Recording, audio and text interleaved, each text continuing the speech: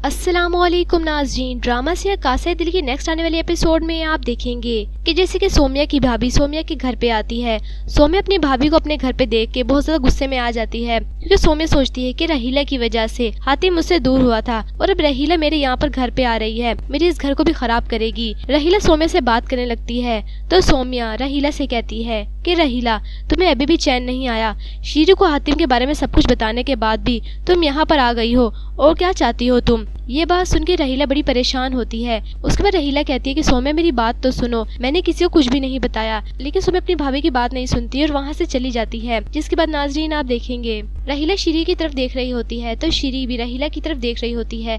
जिसके बाद रहीला शीरी से कहती है कि शीरी, हमारी चंद मिनटों की मुलाकात थी और इस दौरान मैंने तुमसे कोई बात हातिम के बारे में नहीं की, तो सोम्या मुझसे क्यों नाराज है? जिसके बाद शीरी रहीला से कहती है तो मैंने कब कहा है कि तुमने हातिम के बारे में मेरे से कोई बात की है? जिसके बाद सोम्या की भाभी रहीला शीरी से कहती है तो सोम्या मुझसे क्यों खफा है और के बारे में? अगर मैंने तुम्हें नहीं बताया और हमारी कोई बात नहीं हुई तो तुम्हें हातिम के बारे में किसने बताया है? मैंने तो तुम्हारे साथ हातिम के बारे में कोई बात नहीं की, तुम्हें हातिम के बारे में कैसे पता चला? ये बात सुन के शीरी एकदम परेशान हो जाती है, क्योंकि शीरी के पास कोई जवाब नहीं होता। शीरी ने जबकि सोम्या का फोन उठा के रहीला की सारी बातें सुनी थी, लेकिन शीरी कोई जवाब नहीं देती। जिसके बाद सोम्या की भाभी रहीला शीरी से कहती है, शीरी मुझे तुम साफ साफ बता दो कि तुम्हें हातिम के बारे में कैसे पता चला? जिसके बाद शीरी कहती है कि मुझे कुछ नहीं पता, तुम यहाँ से चली जाओ। उसके बाद रहीला वहाँ से चली जाती है। जिसके बाद नाजरीन आप देखेंगे कि रहीला के चले जाने के बाद शीरी अपनी खाला से कहती है कि खाला, कोई मसला ना हो जाए, कहीं सोम्या अदन को ना सब कुछ बता दे। जिसके बाद अदन की वालदा शीरी से कहती है कि हाँ शीरी बेटा, ये राज कहीं फाश ना हो जाए और कहीं सोम्या अदन के सामने सब कुछ ना बता दे, हमें कुछ करना होगा इससे पहले कि ये राज फाश हो जाए। यानी शीरी बड़ी परेशान हो गई है रहीला की सारी बातें सुन के। तो वहीं पर अदन की वालदा भी बड़ी परेशान है। अदन की वालदा सोचती है कि कहीं ये सब कुछ अदन को पता चला तो अदन तो इस घर को छोड़ देगा और मुझसे दूर चला जाएगा। जिसकी वजह से अदन की वालदा अदन को लेके बड़ी परेशान होती है, क्योंकि अदन सोम्या से बहुत मोहब्बत करता है। जबकि दूसरे नाजरीन आप देखेंगे क्योंकि शीरी सोम्या को पसंद ही नहीं करती, शीरी मजबूरी के तहत सोम्या को इस घर में बर्दाश्त कर रही है, क्योंकि वो अदन की मोहब्बत हासिल करना चाहती है। जिसके बाद शीरी सोम्या के पास आती है। सोम्या बड़ी परेशान बैठी होती है। शीरी सोम्या से कहती है कि सोम्या, किन सोचों और किन ख्यालों में खोई हुई हो तुम? ये बात सुन के सोम्या एकदम खड़ी हो जाती है। जिसके बाद शीरी सोम्या से कहती है कि मुझे लगता है कि अदन ने जो फैसला किया था, उनसे जो गलती हुई है, वो अपनी गलती पे बहुत ज्यादा पछता रहे हैं। यानी तुम्हें घर पे लाके और तुमसे शादी करके अदन से ये गलती हो गई है और अदन बहुत ज्यादा परेशान है इस वजह से। ये बात सुन के सोम्या शीरी से कहती है कि शीरी तुम गलत कह रही हो, अदन ऐसा कह ही नहीं सकते और न ही अदन मेरे बारे में ऐसा सोच सकते हैं। जिसके बाद शीरी सोम्या से कहती है कि सोम्या, तुम्हें क्या पता हो, तुम तो अपने ख्यालों में खोई हुई होती हो। मर्द अपने लफ्जों में कुछ नहीं कहते, लेकिन अपने लहजों में कह जाते हैं जो उन्होंने कहना होता है। मर्द अपने लफ्जों में कुछ नहीं कहते, लेकिन मर्द अपने लहजों में वो सब कुछ कह जाते हैं जो कि वो अपने लफ्जों में नहीं कह सकते, और उनके लहजों को मैंने महसूस किया है। तुम्हें अगर फुर्सत हो तो फिर तुम उनके लहजों को महसूस करो। ये सारी बातें सुन के सोम्या बड़ी परेशान हो जाती है। जिसके बाद शीरी सोम्या से कहती है कि इस घर में तुम्हें बर्दाश्त नहीं कर सकती, तुम्हें अदन की जिंदगी से निकाल के ही रहूंगी। तुम्हें इस घर में तो ले आई हूँ, लेकिन तुम्हें इस घर से निकाल के भी मैं ही रहूंगी। ये सारी बातें करने के बाद शीरी वहाँ से चली जाती है।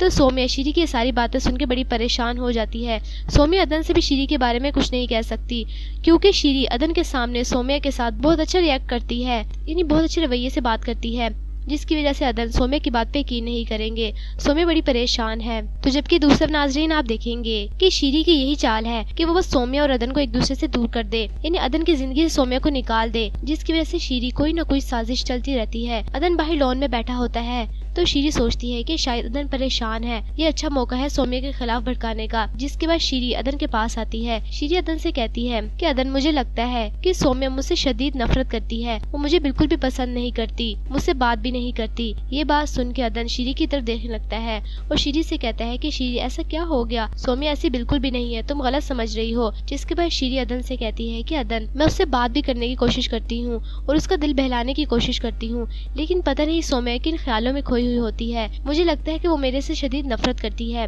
जिसके बाद अदन शीरी से कहता है कि शीरी, बस सोम्या डरती है कि कहीं तुम उसे मुझसे दूर ना कर दो, यानी सोम्या को डर लगता है कि कहीं तुम मुझे छीन ना लो, क्योंकि सोम्या मेरे लिए बहुत पॉजेसिव है। ये सारी बातें सुन के शीरी अदन से कहती है कि नहीं अदन, मुझे तो लगता है कि वो किसी और ही ख्यालों में रहती है, क्योंकि उसको हमारा कोई ख्याल ही नहीं है और न ही वो इस घर में एडजस्ट हो पा रही है। ये सारी बातें सुन के अदन बड़ा परेशान हो जाता है। जिसके बाद शीरी अदन से कहती है कि अदन, जाके आप पूछे उससे कि क्यों वो वो ऐसी हो गई है, किन ख्यालों में रहती है, मुझे तो लगता है कि वो इस शादी से पछता रही है। ये सारी बातें सुन के अदन बड़ा परेशान हो जाता है। उसके बाद अदन वहाँ से चला जाता है। उसके बाद शीरी सोचती है कि अदन के दिल में आहिस्ता आहिस्ता सौम्या के लिए नफरत मैं पैदा करके ही रहूंगी और जो मेरा मकसद है उस मकसद को मैं पाके ही रहूंगी। यानी शीरी की यही कोशिश है कि वो अदन और सौम्या को एक दूसरे से दूर कर दे और अदन की मोहब्बत को हासिल कर ले। जबकि दूसरा नाजरीन आप देखेंगे कि सौम्या अपनी वालदा से बात कर रही होती है। सौम्या की वालदा उसको बता रही होती है कि हातिम का रिश्ता बहुत अच्छी जगह तय हो गया है, हातिम की बातचीत पक्की हो गई है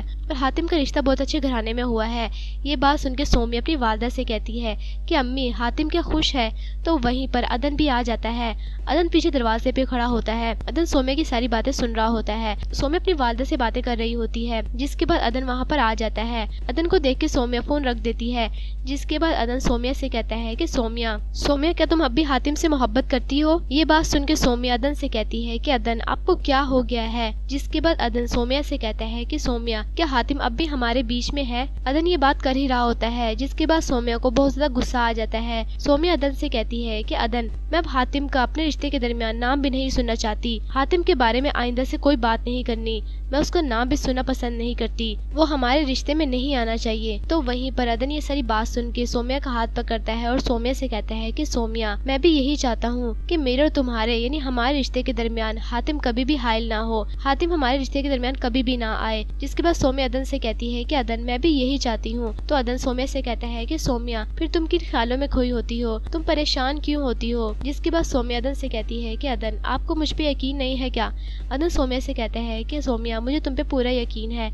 जिसके बाद सौम्या अदन से कहती है कि अदन मैं आपको कभी भी धोखा नहीं दूंगी, मैं आपकी बीवी हूँ। मुझे पता है आप मुझसे बहुत मोहब्बत करते हैं और अब मैं भी आपसे मोहब्बत करने लग गई हूँ। ये सारी बातें सुन के अदन बहुत ज्यादा खुश हो जाता है। जिसके बाद नाज़रीन आप देखेंगे कि सौम्या बड़ी परेशान होती है। सौम्या सोचती है कि शायद अदन को शीरी ने सब कुछ बताया है और शीरी को मेरी भाभी रहीला ने बताया है। जिसके बाद सौम्या बहुत ज्यादा गुस्से में होती है। सौम्या अपनी भाभी रहीला को फोन करती है। रहीला फोन उठाती है। जिसके बाद सौम्या बहुत ज्यादा गुस्से में उससे बात करने लगती है। तो रहीला सौम्या से कहती है कि सौम्या तुम्हें क्या हो गया है, इस तरह मुझसे क्यों बात कर रही हो। अगर तुम मुझसे इस तरह बात करोगी तो फिर मैं भी जानती हूँ तुमसे बात करने का तरीका, मैं भी तुमसे फिर इसी लहजे में बात करूंगी। ये सारी बात करने के बाद सौम्या अपनी भाभी से कहती है। उसके बाद सौम्या बड़े गुस्से में अपनी भाभी से कहती है कि बस रहीला अब तुम चुप होगी और मैं बोलूंगी। बहुत कर ली तुमने अपनी मनमानी और अपनी मर्जी, तुम्हारी वजह से मैं इतनी मुश्किलात में आई हूँ। जिसके बाद सौम्या अपनी भाभी से बहुत ज्यादा गुस्से में बोलती है कि अब तुम खामोश रहोगी और मेरी बात सुनोगी। अगर तुम्हारी यही हरकतें रही और तुमने मेरा घर मजीद खराब करने की कोशिश की तो मैं घर पे आके भाई को तुम्हारी असलियत के बारे में सब कुछ बता दूंगी, जिस तरह तुमने सब कुछ किया है। ये सारी बात सुन के रहीला बड़ी परेशान हो जाती है। ये कुछ सीन जो कि आप ड्रामा सीरियल कासे दिल के नेक्स्ट आने वाले एपिसोड में देखेंगे। वीडियो अच्छी लगी तो प्लीज लाइक करें और मेरा चैनल सुपर ड्रामा रिव्यू को आपने लाजमी सब्सक्राइब करना है और बेल आइकन को प्रेस करना है ताकि आपको हर नए आने वाले लेटेस्ट ड्रामे के रिव्यूज मिलते रहें। तब तक के लिए अल्लाह हाफिज़।